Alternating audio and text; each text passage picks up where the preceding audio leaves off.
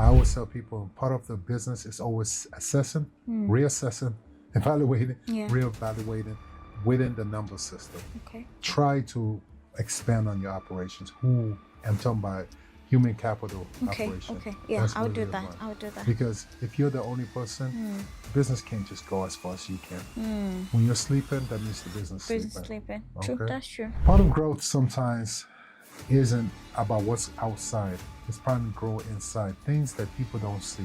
I always say in businesses, the secret sauce is always held in the vault that's inside the building. So create your secret sauce inside your building. So when you do decide to step out the building, people see the growth automatically.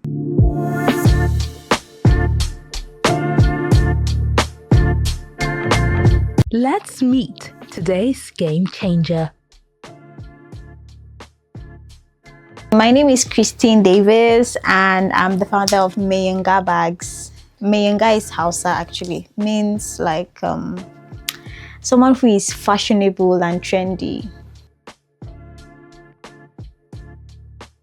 Okay, I studied history and international studies in the university, and I've always been a lover of African art, African crafts, African products. I've always been someone who is an advocate of, can we just concentrate and wear our own thing? Like, what's the hula baloo about all the designers and the Gucci? I don't even see, yeah, they're quite nice, but we have like equally nice products as well. When you talk about our bags, our Ankara, our Adire, our Asooke. So what inspired the business was that I wanted people outside and Nigerians first to really appreciate their own products, their own culture, and their own produce, and then take it outside. Make the noise that the designers are making also about their own products.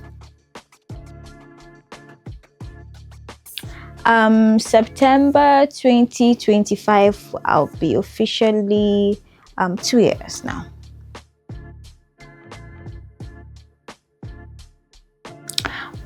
I'm a very good storyteller, so I try to weave in stories into my work.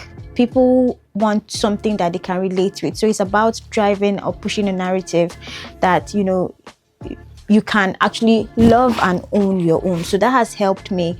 When people are saying, oh, is this thing very good? Like, is the quality great? And when they come and they see it, they're like, oh, this is fantastic. I love it. So, telling that story, that the African things that are made in Nigeria, things that are made in Africa are equally good has really helped me in navigating the market. And I'm so excited. I can't wait for him to open my mind and show me what I've been missing and how I can expand my business. But what's the strategy for success? After the break, we bring in our expert.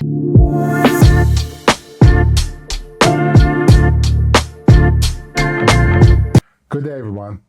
Welcome to Smart Growth. I'm your expert, Aloysius Sanaganye, founder and co-founder of AK International and Active Boulevard. I'm an entrepreneur, advisor, and advocate for successful business planning. Today's episode is about smart, intentional scaling. We sit down with a brilliant entrepreneur who is making a positive impact here in Lagos. Welcome, Christina. Hello, Aloysius. Hey, thank you so much for coming. Thank you for having me. So please, before we start, you're going to talk about your business a little bit. I'm going to ask you a few questions, and then we can go from where we go from about scaling.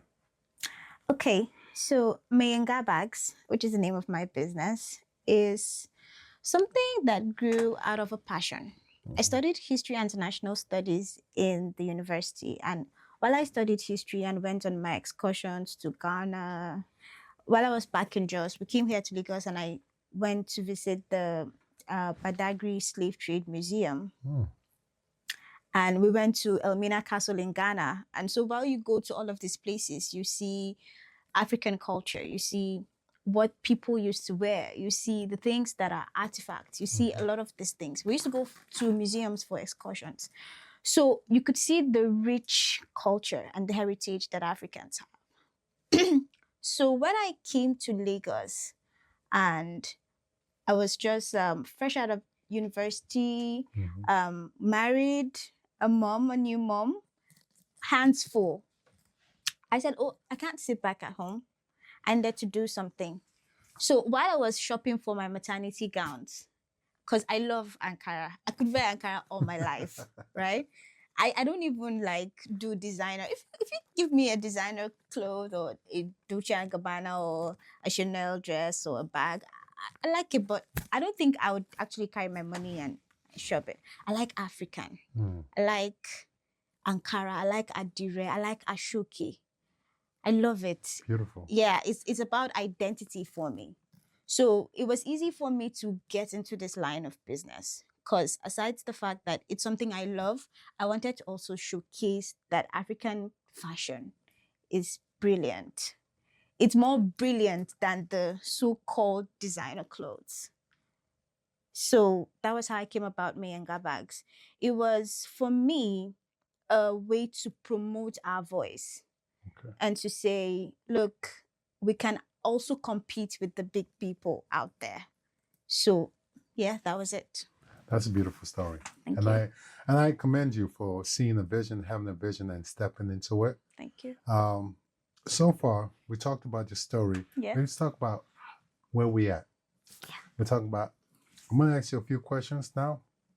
How many loyal clients or buyers do you currently have? Loyal. Loyal. Notice I use the word loyal. Yeah, so that's the word. Loyal keep coming back no matter what. They're no like matter stuck what. to me Yes. like glue on paper. Let's say 20. 20. Okay. Yeah. All right. 20. All right. That's pretty good. And what is your strategy to kind of attract doubling that? So storytelling, right, is at the forefront of marketing right now. So one of my strategies is using storytelling on social media, and even like just when I go out for all these pop markets and all these flash sales that people do. I don't know if you saw what I think it was UBA, no, it was EcoBank. They did Adire. There was like, Yeah, I saw that. so things like that, okay? Yeah. But outside that, that is like me on site. But beyond the shores of Nigeria, storytelling on social media is one big one. You see how much rave and how much noise this Ojodoeba festival. Amazing. I was there. Oh my God, you were there? I was there. I was Oh, I was part of the rave and noise. Oh my God. I really wish I was there. Yeah. Things like that. So it shows you that people are beginning to accept the Nigerian culture and then love it and celebrate it. Okay. So storytelling and pushing that narrative is one way. Okay. So because most times why people don't use our product is because number one, they feel like they're not the right quality. We don't have, so when you pick up a bag and you tell someone that, oh, this is fantastic, this is a fantastic bag, this is very durable, this can carry your laptop, because this is made from raffia. Okay. So you can see how strong it is. I've had a bag like this, I've used it for like 3 years plus. Despite the fact that, as long as you maintain it well, this could last you. And the uniqueness of it, you can't walk into a store and get this. There's a monopoly to the market. Okay. So all of this, okay, is what actually makes the market stand out. So if you can push that narrative enough for us to want to love our product and buy it and wear it with pride, trust me, I would be all over the place. All right. So I love the passion you have and the energy that you show for your products and also your company as well. Thank you. Saying that, I want to know the business side of it. Like, what is the average revenue per client or sale do you get? So for every client, how much do you get from that individual? So my clients vary. I have my wholesale clients and then I have my retail clients that just buy one. I also do souvenirs for weddings. So like one of the big, I did a birthday, I had like 100 guests and I did clutch purses for them. Okay. Asooke clutch purses. So for someone like that, like a big event like that, I could get like, in terms of revenue, not profit. Or are you talking about profit? Revenue. Like how much money comes into the business? Say 400K, 500. Okay. Yeah. So for 100 people. Yeah. Okay. Yeah. All right. So Depending on the depending products that they purchase. Yeah. and that depends on the season, right? That month to month. No, because this is Lagos State, and Lagos State are known for Owambe, so there's always something going down.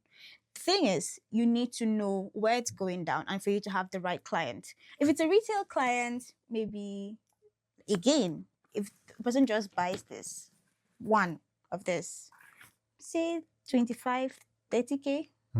Okay. Right? All right. So, and then I also have my international clients as well. I have someone in Australia, I have the UK, I have the US. My major problem with that has to do with logistics. Okay. Yeah, because All right. Because I'm taking how much about the whole process right now, and it's really important to understand the whole process. yeah, Saying that we went into like how much you get per person, per person, yeah. and we're talking about how much you can bring per month, like monthly. Your business, how much does it bring in monthly? I'm going to be honest. There's slow months. This business can just maybe get you 100K in a month. On really good months, we could hit like around 300. 300K. Yeah. Okay. So finally, this is the final part of the kind of structuring the plan. Kind of giving a growth plan that you have to double the revenue for the next year. Good plan. Have to double the revenue for the next year. Yeah, what do you have in place right now? Well, like I said, I've not really explored, number one, social media sponsored arts. Because what I've understood with this business is that my market is very much in Nigeria, but most of it is outside. Because you see the way they value this product. They want it. They just want it. Okay, so I have a few customers right now, just one in every state. But if I'm able to push it, I have trainings that I'm going for, mentorship courses. I also have some funnel classes. So people like this, they already have the wholesale market, and they can really hold your hands and show you how to go through it. But that involves money. Yeah. So I have to invest in that marketing. And that is what I plan to do. Okay. Yeah. I'm glad you said that because hearing what you do and how you do it, I really want to get into the structure operations of your company because I think the way you structure your company operation-wise can help you scale up or even hurt you. And a lot of people tend to be a one-person army.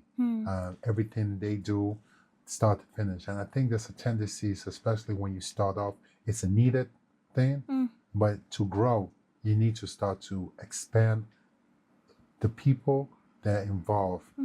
What I hear is that you are the one who's going to do all these events or all these trainings. Am I right? Yes. Okay. So before you do that, I always advise, to be the jack of all trade is great. I think I am a jack of all trade, and always a master of none. But also I understand we'll go further. But it's always good to people to have that masters of that one. I don't know your situation, all right? So I'm thinking about how do we scale you up without really diving where you are spending money. Yeah. But we kind of understand time is also money. Time is money. The time you spend to learn these skills will take you away from your company. And this is where I tell you, let's focus in on trying to get some numbers now, right? So you're telling me your biggest opportunity right now to get mass sales are events. Yeah. Right? Yeah. Events, pop-up exhibitions. And also the way of marketing them is what? Through social media. Social media, yeah. So you talked about experiences, right? So events are part of the experience. Yes. Events are part. I think you can mix that, be an added value to your company while you're building your marketing campaign. I think you can market your campaigns, Okay. events, those things. So now, when you go to an event, you can highlight the expression of the bags and the people when they get it, and whoever's doing your video, like we talked about the festival in Ogun State. Yeah. They did a great job marketing That festival. the festival. Yeah. The feeling of being in a horseback. That was the whole idea about it. A lot of people thought about the clothes, but the horseback and the clothes, The riders. and the riders and the clothes and the glasses, that was part of the whole event. Yeah. But well, when you go to do these events, let's focus in your purses, how it makes it feel, Yeah. how they can put the money into the purse Yeah. and secure their bag. Excuse me if I'm being slow. But I think marketing campaign has to be catered so it leads you not just for the sales, but it leads you on. A way I tell a lot of the entrepreneurs is create a system. But in order for you to create a system, a series of processes. So your first process would be, how do I make sale? How do I create the bag itself? That's the manufacturing process. Yeah. Next process is the marketing process. And the last part is the sales process. That's how we get to a business. So for me, I think you should sit down, say, okay, let's have one process to lead to this type of sales. So if it's going to be events, this is what we do for every event. So you can move to the next event. Okay. So you can move to the next event. So I'll give you an example. How you onboard a new client should be, if you have 100 guests, your goal is to get 1 to 2 people out of that event to go to the next event or to be a word of mouth. So when you go to these events and you just give your bags and you run away. No, let's take advantage of it. Be in that event, bring your people in there, ask that person to be part of the event somehow. I don't know if you want to donate part of the proceeds. Maybe I can donate somebody to take pictures and add that purse to their portfolio, right? Yeah. For part of their social media, okay? Like a wedding. Yeah. So now that purse itself becomes not just a gift, but an experience. So add that in. But that should also lead into trying to find out how many people are interested in it, and you can find through the guest list, and you can get more information. I'm always about information gathering. Data. All right, data. So that's also another thing. How much sales you have to those events. And the next is, I don't know you want to go away. I think focusing more what's around you. Okay. Because you're going to spend a lot of money trying to get 1 or 2 clients, let's say in the US. How many bags are they going to buy? Yeah. How many bags are they going to buy? So those 1 or 2 bags, are they worth the amount of money you're going to spend to get that? But I know people are coming here, people are going to events, they want to be part of it. By highlighting these events, I think it will draw them in. Like myself, I went to the festival because they draw and focused in on that. Yeah. All right. So I think getting the outliners are great, but I don't think that should be a focus. Okay. All right. Okay. The next thing is the stories behind the bags. Who makes them? Okay, I have producers. Are they individual producers? No, they well, just local artifact people that are into art. Fine. Yeah, And I think they are part of the storytelling as they well. are a So, very big part of and I it. think that can also highlight some of the people coming in and being part of it now. I don't advise you telling everybody where you get your supplies from, but I tell you part of the story, find a way to interact them when the storytelling as you go along. Create that whole storytelling atmosphere with your company, because I think that's a strong point. Yeah. But I also think that your focus should be more in around you, Okay. right? Okay. Right before you start looking outside. Okay. Do you have anybody you can think to partner in to do some of the marketing and do some of the advertisement, or are you the one that does everything? Well, I do most of it, but now that, because now that we're talking about it, I could really sit down and create a list of people that I can work with, that I can work with. Yes, I can. And I tell you, don't be afraid to go to universities. Okay. There are individuals in universities that are looking to do something and to grow and learn from.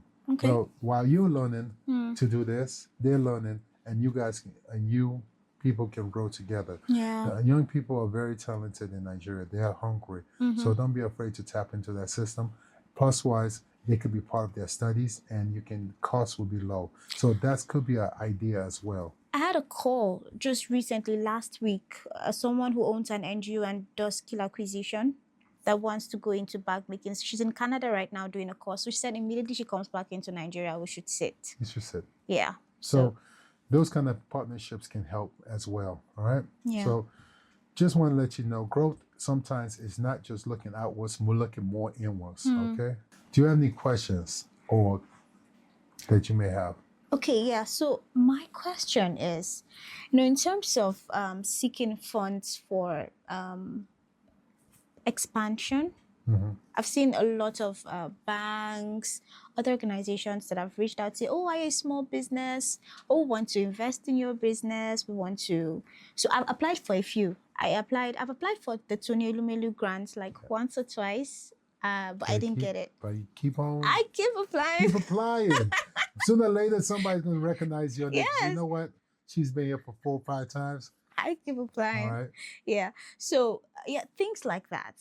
What would you advise me to do to stand out? And then if I was not even going to go through to Nelumelu, let's say I was approaching, is it even a good idea to do that? What do I need to have in place to know if my business is ready for a loan? Okay. Beautiful, beautiful, beautiful question. So first of all, I tell you, get your numbers right. Okay. If you don't get your numbers right, loans are determined by how you can pay for it back. So if you don't know what you are doing now, you don't know where you're going to go.